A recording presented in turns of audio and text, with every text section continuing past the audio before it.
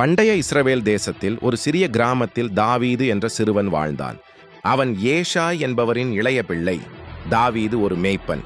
அவன் ஆடுகளை மேய்த்துக் கொண்டிருந்தாலும் தேவனிடம் இருந்த விசுவாசமும் துணிவும் அவனிடம் சிறு வயதிலேயே இருந்தது.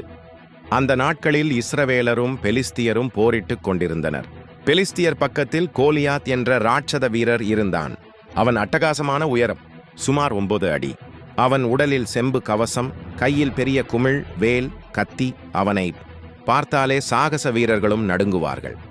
கோலியாத் தினமும் போர்க்களத்திற்கு வந்து இஸ்ரவேலரை அவமதித்து, நீங்கள் வீரர்கள் என்றால் ஒருவனை அனுப்புங்கள், அவன் என்னுடன் தனிப்படையாக போர் புரியட்டும். அவன் என்னை வென்றால் நாங்கள் உங்களுடைய அடிமைகள் ஆகிறோம், நான் வென்றால் நீங்கள் எங்கள் அடிமைகள் என்று சவால் விட்டான். இஸ்ரவேலர் அனைவரும் பயந்து ஓடினார்கள். சவுல் ராஜாவும் பதறியிருந்தார். 1 வாரம், 2 வாரங்கள், 40 நாட்கள் யாரும் கோலியாத்தை எதிர்க்க வரவில்லை. அதே சமயம் தாவீது தன் வீட்டில் இருந்தான். தந்தை ஏஷாய் அவனைச் சென்று தனது மூத்த சகோதரர்களுக்கு உணவுகள் கொண்டு செல்லச் சொன்னார். தாவீது போர்க்களத்துக்கு வந்தான்.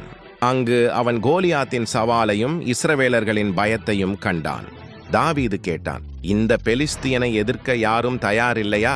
அவன் தேவனுடைய ஜனங்களை அவமதிக்கிறானே. அவரது வார்த்தைகள் சவுல் ராஜாவுக்கு தெரிய வந்தன. சவுல் தாவீதை அழைத்தார். தாவீது சொன்னான், இந்த பெலிஸ்தியனுடன் நான் போரிடுகிறேன். சவுல் சிரித்துவிட்டு, நீ ஒரு சிறுவன், அவன் சிறு வயதிலிருந்து ஒரு போர் வீரன். ஆனால் தாவீது துணிந்தான். நான் ஆடுகளை மேய்க்கும் பொழுது சிங்கமும் கரடியும் வந்திருக்கின்றன. நான் அவற்றை அடித்து உதைத்தேன். தேவன் என்னை அதிலிருந்து காக்கிறான். இப்போதும் அவர் என்னுடன் இருப்பார். சவுல் அவனை அனுமதித்தார். தன் கவசங்களை தாவீதுக்கு அணிவித்தார்.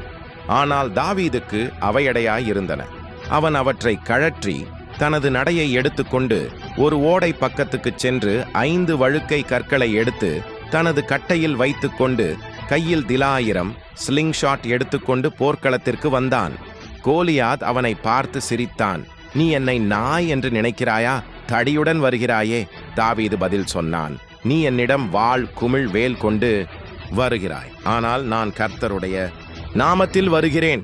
நீ இந்த ஜனங்களை அவமதித்தாயே, இன்றைக்கு தேவன் உன்னை என் கைக்கு ஒப்படைப்பார். தாவீது ஓடினான். திலாயிரத்தில் ஒரு கல்லை வைத்து சுழற்றி எறிந்தான். அந்த கல் நேரே கோலியாத்தின் நெற்றியில் பட்டது. உடனே அவன் தரையிலே விழுந்தான். தாவீது ஓடி கோலியாத்தின் வாளை எடுத்து அவனது தலையை வெட்டினான். பெலிஸ்தியர்கள் அதைக் கண்டு பயந்து ஓடினார்கள். இஸ்ரவேலர்கள் மகிழ்ச்சியுடன் வெற்றி கொண்டாடினர்.